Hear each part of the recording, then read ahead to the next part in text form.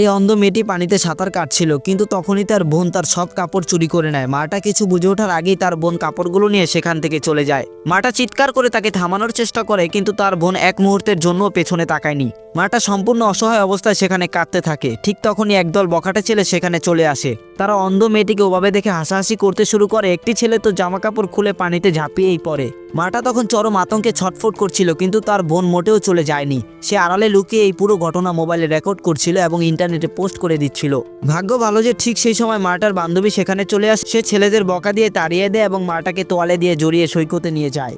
আসলে মাটার বোন এই কাজ করেছিল প্রতিশোধ নেওয়ার জন্য। আগের দিন যখন সে তার শরীর নিয়ে একটু হীনমন্যতায় ভুগছিল, তখন মাটা ইচ্ছে করে মাটিতে চিরুনি ফেলে দেয়। বোন যখন চিরুনি তুলতে নিচু হয়, মাটা তখন তার একটি আপত্তিকর ছবি তুলে সোশ্যাল মিডিয়ায় ছড়িয়ে দেয়। এখানেই শেষ নয়, মাটা তার বোনের স্কুল ব্যাগে পচা ফল রেখে দেয়। বোন যখন ক্লাস স্টেজে ওঠে তখন পুরো রুম দুর্গন্ধে ভরে যায়। সবাই যখন ব্যাগ চেক করে পচা ফল খুঁজে পায়, তখন সে বুঝতে পারে এটি মাটার কাজ। অপমানে সে যখন ফুঁসছিল, তখনই তার নজর পড়ে যায় মাটার প্যান্টের ওপর। সেখানে একটি লাল দাগ ছিল। এবার বোন এক পৈশাচিক হাসি দিল। সে সবার সামনে মাটাকে ধাক্কা দিয়ে নাচতে বলল।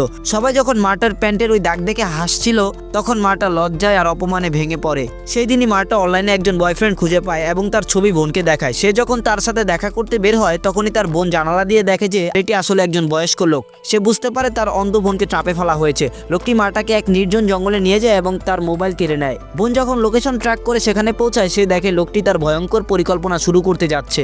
মাটা পালানোর চেষ্টা করতে গিয়ে পড়ে যায়। ঠিক সেই মুহূর্তে বোন সেখানে পৌঁছে লোকটিকে আঘাত করে এবং মাটাকে বাঁচায়। দিন শেষে নিজের বোন তো বোনই হয়। এরপর পুলিশ এসে লোকটিকে ধরে নিয়ে যায় এবং দুই বোন সব মান অভিমান ভুলে আবার এক হয়ে যায়।